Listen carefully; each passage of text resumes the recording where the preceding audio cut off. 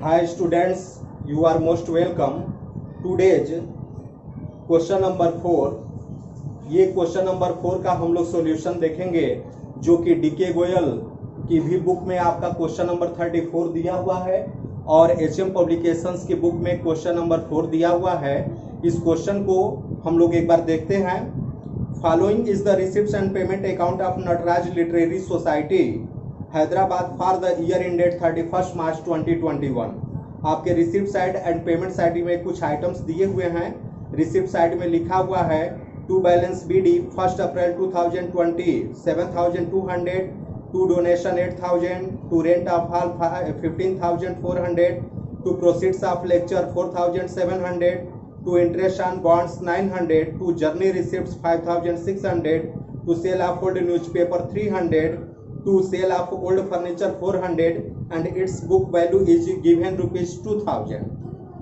To subscription for 2019-20 rupees 1,500, 2020-21 subscription 38,000, 2021-22 subscription 800, total of 40,300 for subscription for 3 years and total of receipt side is 82,800.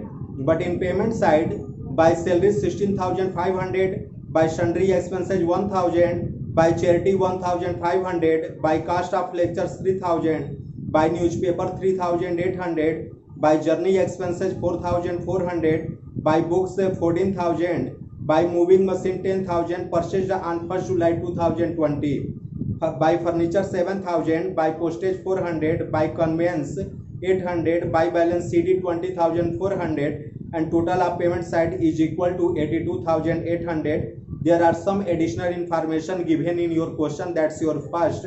There are 400 members each paying an annual subscription of ₹100. Adjustment number second, on 31st March 2020 the trust owned buildings ₹75,000, furniture 10,000, books ₹6,000 and 12% bonds ₹10,000. Adjustment number 3, salaries of ₹1,500 for March 2021 were not paid until 7th April 2021. Next adjustment, journey income receivable ₹400. Fifth adjustment, charge depreciation as the rate of 10% per annum on building and moving machine and 20% on the closing balance of furniture and books. Next adjustment, it was decided to treat one half of the amount received on account of donations as income, prepare income and expenditure account for the year ended 31st March 2021 and a balance sheet as at that date. Okay, तो इस question के according हम लोग जब भी हम लोग question को अटेम्प्ट करेंगे तो आपको पता है कि रिसिप्ट्स एंड पेमेंट अकाउंट के माध्यम से जब हम लोग इनकम एंड एक्सपेंडिचर अकाउंट बनाते हैं तो यहाँ पे एट फर्स्ट हम लोग लिखेंगे Nataraj literary society income and expenditure account for the year ended 31 March 2021। Clear. इसके बाद आपका column expenditure amount income amount बनेगा। मेरे भाई देखेंगे आपको पता है कि जो आपके पेमेंट साइड की आइटम रहती है वो हमारे एक्सपेंडिचर साइड में आएगी। बस हम करेंट ईयर के आइटम को शो करेंगे और कोई भी एसेट्स को शामिल नहीं करेंगे या न कैश बैलेंस को शो करेंगे।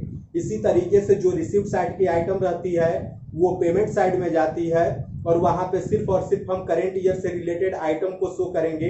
कोई भी लायबिलिटीज प्रीवियस ईयर से रिलेटेड आइटम है या एडवांस ईयर से रिलेटेड आइटम है हम लोग उसको नहीं टच करेंगे। क्लियर। अब आते हैं देखते हैं फर्स्ट आपके क्वेश्चन में सबसे पहले हम इनकम साइड में आ रहे हैं। आपके क्वेश्चन में बाय डोनेशन लिखा है 8,000 लेकिन डोनेशन में कह रहा है कि 1/2 हाफ को इनकम एंड एक्सपेंडिचर अकाउंट में दिखाना है तो हाफ बचेगा वो हमारा बैलेंस शीट के लायबिलिटी साइड में चला जाएगा जो आप फाइनल बैलेंस शीट या क्लोजिंग बैलेंस शीट बनाएंगे। तो by donation 8,000 into 1/2 is equal to 4,000 हुआ। ये हमारा इनकम साइड में चलेगा 4,000 रुपए और 4,000 रुपए मेरे भाई वो बैलेंस शीट के लायबिलिटी साइड में जाएगा। आगे देखेंगे बाय रेंट ऑफ हॉल आपके क्वेश्चन में दिया है रिसिप्ट साइड में 15,400 रुपए तो हम लोग यहाँ पे शो कर देंगे। इसके बाद भाई प्रोसीड्स फॉर लेक्चर्स दिया हुआ है 4,700 वो आपकी इनकम में आ गया। बाय इंटरेस्ट ऑन बॉन्ड्स आपके क्वेश्चन में लिखा है 12% बॉन्ड्स। क्लियर। 10,000 रुपए वैल्यू दिया है तो 10,000 का 12% निकालेंगे तो 1,200 होगा। 1200 रुपए होगा। 10,000 का 12% 1200 रुपए होता है। 10,000 इंटू 12/100, क्योंकि क्वेश्चन में 12% बॉन्ड्स दिया है, तो 10,000 into 12/100 is equal to 1,200 for interest on bonds. Total amount will be made, but according to your question, in this question interest on bonds rupees 900 given, then 300 treated as like accrued। 300 रुपए आप accrued मान करके जोड़ेंगे। 900 plus 300 total 1200 रुपए हमको bonds पे दिखाना है, और ये बॉन्ड्स पे 1200 रुपए हम दिखाएंगे। 900 रुपए आपके टेक्स्ट बुक में दिया हुआ है न्यूमेरिकल्स में, और 300 रुपए आपका एडजस्टमेंट से लिया गया। ये एडजस्टमेंट कहां से आया? आप देख रहे हैं कि 12% बॉन्ड्स लिखा है और अमाउंट 10,000, तो 10,000 का 12% 1200 हुआ। 900 रुपए दिया हुआ है, 300 आपका एज लाइक एक्रूड। क्लियर? तो एक्रूड के रूप में हम लोगों ने जोड़ के बाहर लिख दिया 1200 रुपए। बाय जर्नी रिसिप्ट्स आपके क्वेश्चन में 5,600 अमाउंट दिया हुआ है, लेकिन जर्नी रिसिप्ट्स में ₹400 रिसीवेबल है, आपके एडजस्टमेंट में दिया हुआ है, तो आप ऐड एक्रूड के रूप में 400 जोड़ेंगे, टोटल आपका 6,000 हो गया। क्लियर मेरे भाई? इसके बाद सेल ऑफ ओल्ड न्यूज़पेपर आपका रिसिप्ट्स में दिया है, तो इनकम में आएगा 300। बाय सब्सक्रिप्शन करेंट ईयर का सब्सक्रिप्शन आपका 38,000 दिया हुआ है। ये क्वेश्चन में 38,000 आपका दिया हुआ है, तो बाय सब्सक्रिप्शन आप 38,000 को शो करेंगे, बट यहाँ पे देखेंगे कि आपका कुछ एक्रूड भी होगा। कैसे एक्रूड होगा इसको देखते हैं। आपके एडजस्टमेंट नंबर फर्स्ट में ही दिया है कि टोटल सब्सक्रिप्शन का, ये देखेंगे वर्किंग नोट, ये सब्सक्रिप्शन से रिलेटेड है। सब्सक्रिप्शन का 400 मेंबर्स हैं, और एक मेंबर से आप लोग जो है कि 100 रुपए एनुअल सब्सक्रिप्शन ले रहे हैं, तो 400 इंटू 100 इज इक्वल टू 40,000 आपका टोटल सब्सक्रिप्शन हुआ। लेकिन आपके क्वेश्चन में 38,000 सब्सक्रिप्शन दिया हुआ है, तो वही 2,000 और आपका एक्रूड के रूप में जोड़ करके टोटल आपको 40,000 सब्सक्रिप्शन किया जाएगा। 40,000 सब्सक्रिप्शन किया जाएगा। क्लियर? अब हमारे ये इनकम साइड की इंफॉर्मेशन कंप्लीट हो चुकी। अब हम लोग आते हैं एक्सपेंडिचर साइड में। देखते हैं ये क्वेश्चन में आपके इनकम साइड में ही एक आइटम दिया हुआ था। रिसिप्ट साइड में, आपके रिसिप्ट साइड में एक आइटम दिया हुआ था कि एक फर्नीचर है, उसकी बुक वैल्यू 2,000 रुपए है, बट उसको 400 रुपए में बेचा गया। तो आप ये बताइए, आपके घर में कोई फर्नीचर 2,000 रुपए का है और आप उसको 400 रुपए में बेचेंगे, तो आपको 400 रुपए ही मिलेगा। तो 2,000 में 400 को माइनस कर देंगे तो 1,600 रुपए आपका लॉस हो गया। क्लियर? तो लॉस को हम लोग एक्सपेंडिचर साइड में शो करेंगे। ऐसे लिखेंगे, to loss on sale of old furniture, to loss on sale of old furniture. 2,000 रुपए का फर्नीचर था, 400 रुपए आपको मिला है, 1,600 रुपए का लॉस हो गया, तो लॉस को हम लोग एक्सपेंडिचर साइड में शो करेंगे। क्लियर? अब इसके बाद देखेंगे सैलरीज आपके क्वेश्चन में 16,500 दिया हुआ है, इसी में आउटस्टैंडिंग भी है 1,500 रुपए मेरे भाई। 1,500 रुपए आउटस्टैंडिंग है, तो 16,500 में 1,500 आउटस्टैंडिंग को जब आप जोड़ेंगे तो 18,000 18,000 रुपए आ जाएगा। अब इसके बाद सन्ड्री एक्सपेंस दिया हुआ है 1,000 रुपए, तो एक्सपेंडिचर में शो करेंगे। चैरिटी दिया है 1,500 रुपए, एक्सपेंडिचर में शो करेंगे। कास्ट ऑफ लेक्चर्स दिया है 3,000 रुपए, एक्सपेंडिचर में शो करेंगे। न्यूज़पेपर 3,800 विश्व इन एक्सपेंडिचर साइड। जर्नी एक्सपेंसेस 4,400 रुपए दिया है, 4,400 रुपए दिखा देंगे। पोस्टेज 400 रुपए दिया हुआ है, तो आप 400 रुपए दिखा देंगे। कन्वे दिया है 800 रुपए, तो 800 रुपए दिखा देंगे। ये हमारे एक्सपेंडिचर में शामिल कर लिया गया है। इसके बाद आपके 4 आइटम्स पे डेप्रिसिएशन चार्ज करना है मेरे भाई। आपके क्वेश्चन में 4 एसेट्स दिया हुआ है, इस पे आपको डेप्रिसिएशन चार्ज करना है। देखेंगे कि डेप्रिसिएशन आपको बिल्डिंग पे चार्ज करना है 10% के अकॉर्डिंग, आपके क्वेश्चन में ये दिया हुआ है। क्लियर? देखेंगे ये बिल्डिंग की वैल्यू आपके क्वेश्चन में दिया हुआ है 75,000। 75,000 का 10% निकालेंगे, चार्ज करेंगे तो 7,500 होगा। ये 7,500 को आपने शो कर दिया। इसके बाद आपके क्वेश्चन में मूविंग मशीन लिखा है, इस पे 10% के हिसाब से डिप्रिसिएशन चार्ज करना है।